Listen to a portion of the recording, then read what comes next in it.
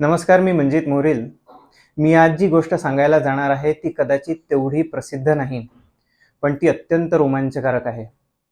शिवाजी महाराजांच्या असामान्य बुद्धिमत्तेची, शिवाजी महाराजांच्या असामान्य युद्ध कौशल्याची ती जणू गाथा आहे. ही गोष्ट आहे एका युद्धाची आणि हे युद्ध आहे उंबरखिंडीतलं.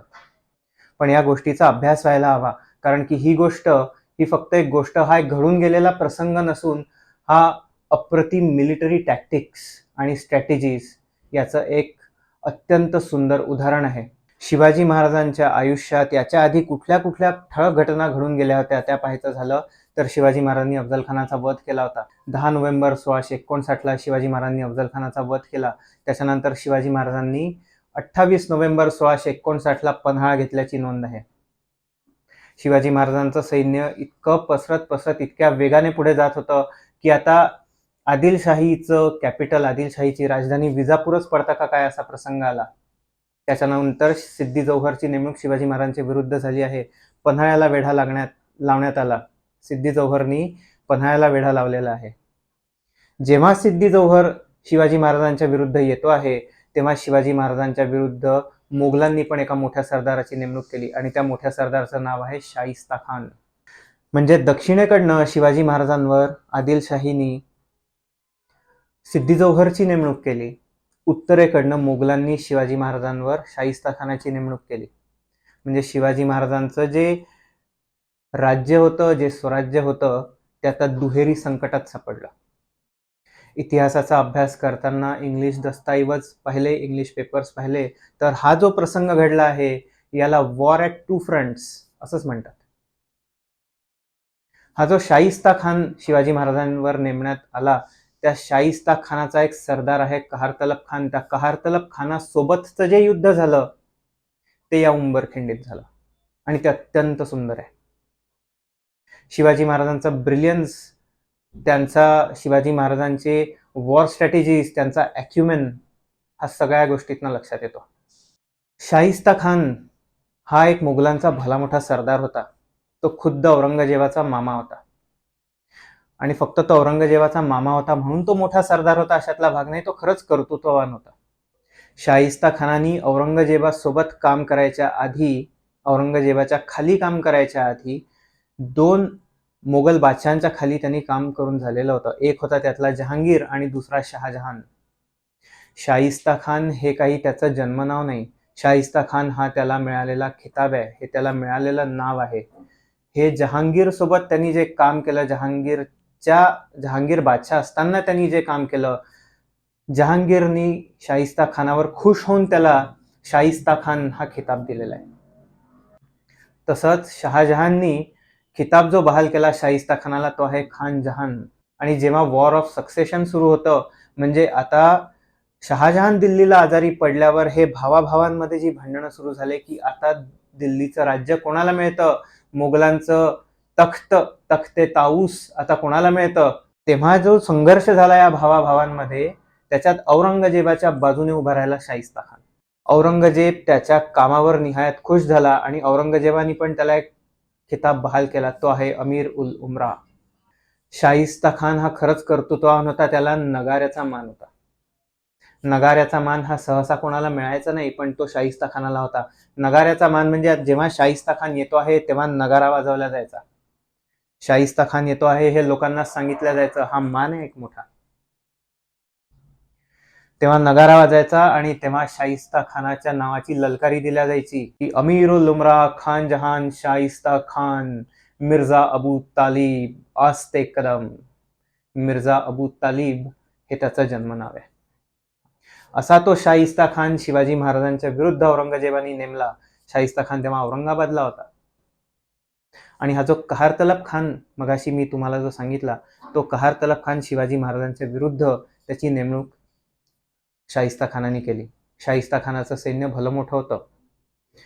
70 ते 80 हजार सैन्य तो घेऊन आला असं म्हणतात. प्रिसाइजली काही डॉक्युमेंट्स वाचायचे झाले, त्याच्यातनं आकडे काढायचे झाले तर ते सैन्य होतं 77,000.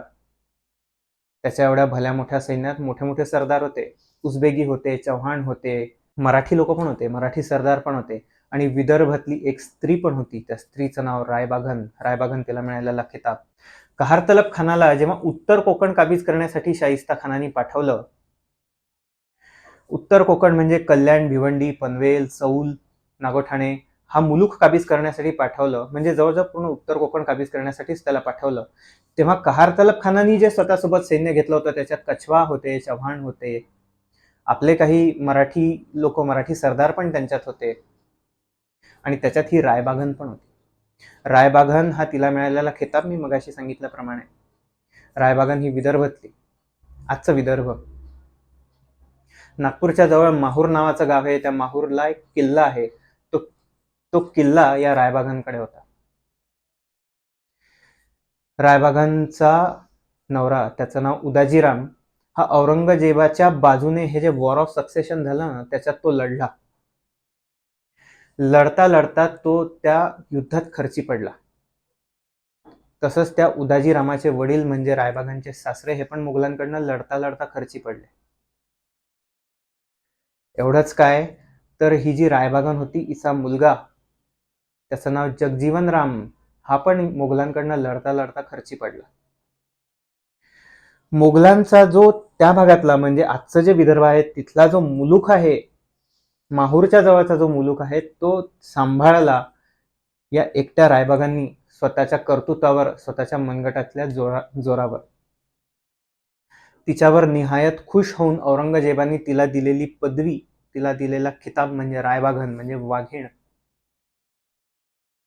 ही रायबागन कहार तलब खानासोबत होती.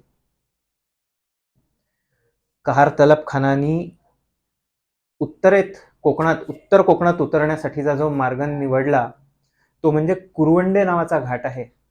कुरवंडे नावाचा जो घाट आहे, त्या कुरवंडे घाटाच्या उत्तरेला लोणावळा आणि खंडाळा येतं. कुरवंडे घाटातनं कोकणात उतरता येतं. त्या घाटातनं जेव्हा पुढे पुढे जातो तेव्हा उंबरे नावाचं गाव लागतं एक पश्चिमेला. कुरवंडे घाटाच्या पश्चिमेला 5 ते 6 किलोमीटरवर उंबरे नावाचं गाव आहे. त्या उंबरे नावाच्या गावात न जाऊन कोकणात उतरता येतं आणि हा मार्ग कहार तलब खानाने निवडला. हा जो मार्ग आहे हा अत्यंत बिकट आहे. कुरवंडेहून उंबरेला जाणारा जो मार्ग आहे तो अत्यंत बिकट आहे. ती एक पाऊल वाट आहे फक्त. शिवभारतकरांनी याचा उल्लेख करून ठेवला आहे, एक पद्य तया यांती. एक पद्य म्हणजे एका वेळेस एकच माणूस जाऊ शकेल असा तो मार्ग आहे. असा मार्ग या कहार तलब खानाने निवडला. आणि कुरवंडेहून उंबरेला जाताना चोहो बाजूंनी उंच उंच डोंगर आहेत आणि दऱ्या आहेत. उंच डोंगर आणि दऱ्या आणि त्या दऱ्यांमध्ये पसरलेलं घनदाट अरण्य, त्याला तुंगारण्य म्हणतात. अशा घाटातनं याचं जेव्हा सैन्य जात होतं तेव्हा उंबरेला जाताना सरळ सरळ जाताना एक समोर भला मोठा डोंगर लागतो. मग तिथनं तुम्हाला पुढे जाता येत नाही. तिथून तुम्हाला उंबरे गाठायचं असेल तर तुम्हाला डाव्या हाताला वळावं लागतं. म्हणजे मॅपवर जर पाहिलं ना तर तुम्हाला साऊथकडे म्हणजे दक्षिणेकडे वळावं लागतं, कारण समोर तो डोंगर उभा आहे. मग तुम्हाला दक्षिणेकडे जाऊन असा वळसा घालून उंबरेला जावं लागतं. तर तुम्ही तेव्हा त्या पॅसेजमध्ये येता तेव्हा डावीकडे उजवीकडे डोंगर, समोर डोंगर, मागे डोंगर, असा हा पूर्ण डोंगरांनी भरलेला, असा एक डोंगरांनी वेढलेला एक पॅसेजमधनं तुम्हाला जावं लागतं. ती एक खिंड तयार होते या डोंगरांनी बनले आणि ती खिंड म्हणजेच उंबरखिंड. शिवभारतकार म्हणतात की हा मार्ग कसा आहे तर हा एका बंदुकीच्या नळीतनं जातो आहे असं वाटेल असा तो मार्ग आहे. ते म्हणतात एक पद्य तया यांती नालिका यंत्र तुल्यया, म्हणजे एक पद्य एका वेळेस एकच माणूस जाऊ शकेल इतकी बिकट, इतकी अरुंद ती वाट आहे. नालिका यंत्र तुल्यया म्हणजे बंदुकीच्या नळीसारखा वाटणारा तो मार्ग आहे. हीच ती उंबरखिंड. शिवाजी महाराजांचं हेर खातं कसलं असेल. शिवाजी महाराजांना हे आधीच कळलं होतं की कहार तलब खानाने उत्तर कोकणात उतरण्यासाठी निवडलेला मार्ग म्हणजे उंबरखिंडीतनं जाणारा मार्ग. शिवाजी महाराजांनी आपलं सैन्य आधीच उंबरखिंडीत पेरून ठेवलं. कहार तलब खान नेमका कधी तिथून जाणार हे शिवाजी महाराजांनी हेरलं. शिवाजी महाराजांनी त्या हिशोबाने आपलं सैन्य आधीच उंबरखिंडीत पेरून ठेवलं. कहार तलब खानाचं सैन्य जसं जसं पुढे येत आहे आणि जेव्हा त्या उंबरखिंडीत आलं, जेव्हा त्या बंदुकीच्या नळीत आलं तेव्हा शिवाजी महाराजांनी एकच हल्ला केला. शिवाजी महाराजांनी आक्रमण केलं कहार तलब खानाच्या सैन्यावर. कहार तलब खानाला काही कळेना की आपल्यावर हल्ला होतोय तर कुठून होत आहे. उजवीकडनं बाण, डावीकडनं बाण, नुसते शत्रूचे येणारे बाणच दिसतात, ते शत्रू दिसतच नाहीये कुठे. एकच हाहाकार माजला, कोणाचा पायपोस कोणाच्या पायात नाही. कहार तलब खानाला जे दिसतं आहे ते नुसतं आपलं सैन्य मरत पडलेलं आहे. समोर जाता येईना, मागे जाता येईना, डावीकडे जाता येईना, उजवीकडे जाता येईना, कारण ते त्या बंदुकीच्या नळीत फसलेले आहेत, ते त्या उंबरखिंडीत फसलेले आहेत. शिवाजी महाराजांनी नेमकं हेच ओळखलं. शिवाजी महाराजांनी कहार तलब खानावर जे आक्रमण शिवाजी महाराजांनी केलं ते याच्या आधी पण करू शकत होते. कुरवंडे घाटात जेव्हा त्याचं सैन्य आलं तेव्हा शिवाजी महाराजांनी हा हल्ला केला असता, किंवा पुढे केला असता. पण नाही, शिवाजी महाराजांना नेमका मुलूख काय आहे आपला, सह्याद्री काय आहे, सह्याद्रीची ताकद कुठे आहे हे शिवाजी महाराजांना नक्की नेमकं माहिती होतं. शिवाजी महाराजांनी उंबरखिंडच निवडली. कहार तलब खानावर जो हल्ला झाला त्याच्यात कहार तलब खानाला काहीच कळत नाहीये. सगळीकडनं बाणाचा वर्षाव, आपलं सैन्य नुसतं मरत पडलेलं आहे त्याला दिसतं आहे. कहार तलब खानाने कदाचित ओळखून घेतलं की आता समोर जे आहे ते फक्त मरण. कहार तलब खानाच्या सैन्याने पण ओळखलं की समोर जे आहे ते फक्त मरण. कहार तलब खानाला काही सुचेना आता काय कळायचं. तेवढ्यात ही रायबाघन कहार तलब खानासमोर आली आणि रायबाघन कहार तलब खानाला म्हणाली की खां साहब, तुम्ही आता शिवाजी महाराजांसमोर जा आणि संपूर्ण शरणागती पत्करा.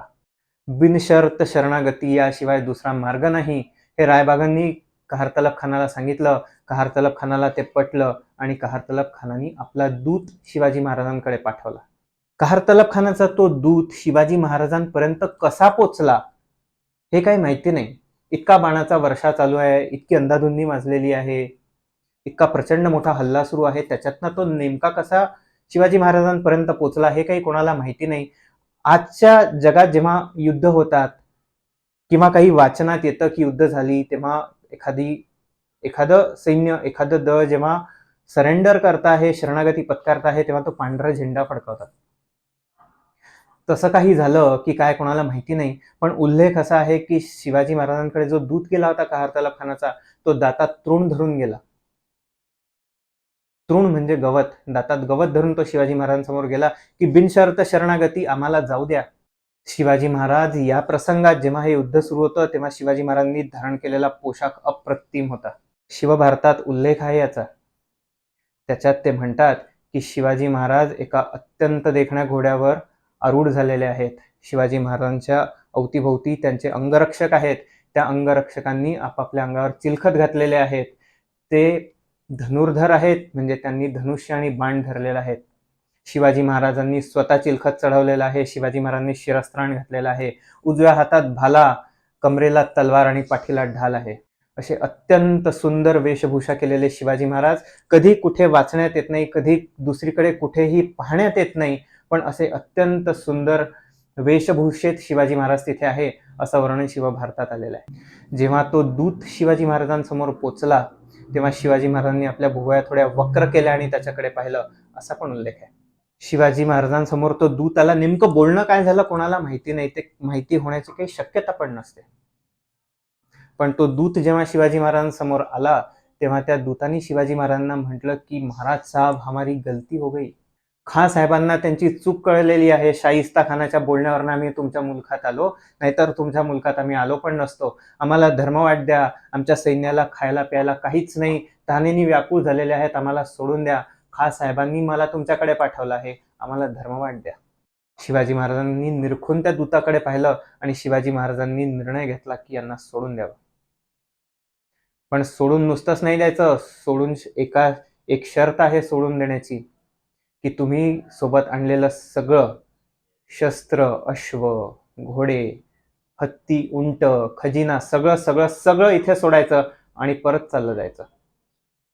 कहार तलब खानाने ते मान्य केलं. भली मोठी खंडणी शिवाजी महाराजांनी कहार तलब खानाकडनं वसूल करून घेतली आणि शिवाजी महाराजांनी कहार तलब खानाला आणि त्याच्या उरलेल्या सैन्याला परत जाण्याचा मार्ग दिला. असा प्रचंड मोठा विजय शिवाजी महाराजांनी मोगलांच्या विरुद्ध मिळवलेला आहे. हे युद्ध सहसा कुठे सांगण्यात येत नाही, पण हे युद्ध हे मिलिटरी टॅक्टिक्स, मिलिटरी स्ट्रॅटेजीज आणि मिलिटरी एक्सलन्स याच्या दृष्टीने पाहायला गेलं तर हे अप्रतिम आहे. कमीत कमी सैन्यानिशी शत्रूचा जास्तीत जास्त पराभव करणं हे या युद्धातनं आपल्याला दिसून येतं. शिवाजी महाराजांचं सैन्य फार काही नव्हतं. शिवाजी महाराजांचं सैन्य जेमतेम 1000च्या घरात होतं आणि कहार तलब खानाचं सैन्य हे जवळजवळ 10,000च्या वर होतं. शिवाजी महाराजांची जी युद्धनीती आहे त्याच्यातलं हे नेहमी पाहण्यात येणारं एक ऍस्पेक्ट नेहमीच असतो त्याच्यामध्ये, की कमीत कमी सैन्य, शत्रूचा जास्त सैन्य आणि शिवाजी महाराजांचा विजय होतो. ते सिंहगडावरचं तानाजींनी केलेलं युद्ध असो, का पन्हाळ्यावरचं युद्ध असो, 60 लोकांनी पन्हाळा घेतला आहे, हे नेहमी बघायला मिळतं. पण हे उंबरखिंडीतलं जे युद्ध आहे हे सगळ्याच दृष्टीने अप्रतिम आहे. शिवाजी महाराजांचं हेर खातं. त्यांनी अचूक बातमी आणून दिली की शत्रू कुठून येतोय, शत्रू कसा येतोय, शत्रू किती आहे, शत्रूला हा मुलूक माहिती आहे की नाही माहिती. आपला मुलूक आपल्याला माहिती आहे. शिवाजी महाराजांना 100% माहिती आहे की उंबरखिंड म्हणजे काय. शिवाजी महाराजांना 100% आपल्या मुलखाची जाणकारी आहे. आपली जिओग्राफी माहिती असणं, आपला इंटेलिजन्स म्हणजे हेर खातं कसं असणं, त्याच्यानंतर कुठल्या टापूत शत्रूला गाठायचं. मी म्हटलं मगाशी तसं कुरवंडे घाटातही गाठू शकले असते किंवा उंबरखिंडीच्या पलीकडे पण गाठू शकले असते कोकणात उतरल्यावर, पण नाही. शिवाजी महाराजांना हे नीट माहिती होतं की उंबरखिंडीत एकदा माणूस आला की तो परत फिरूच शकत नाही. आपल्या जिओग्राफीची माहिती. म्हणून म्हटलं हे जे युद्ध आहे हे मिलिटरीच्या दृष्टीने, हे स्ट्रॅटेजिस्टच्या दृष्टीने, हे एक सायकोलॉजी जी असते त्याच्या दृष्टीने, मिलिटरी किंवा वॉर चालू असताना जी एक सायकोलॉजिकल प्रेशर आणायचं असतं त्याच्या दृष्टीने पण हे अप्रतिम आहे. हे युद्ध का आजपर्यंत आपल्याला, किंवा हा प्रसंग का आजपर्यंत आपल्याला सांगण्यात आला नाही, का बरं हा शिकवण्यात आला नाही, याचं उत्तर काही माझ्याकडे नाही.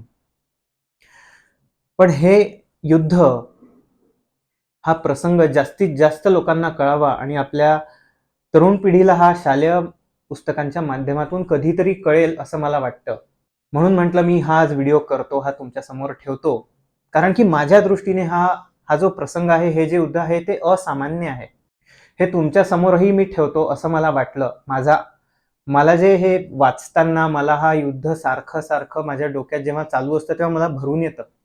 ते सगळे इमोशन्स, ते जे घडलं आहे ते सगळं तुमच्या समोर ठेवण्याची माझी इच्छा झाली.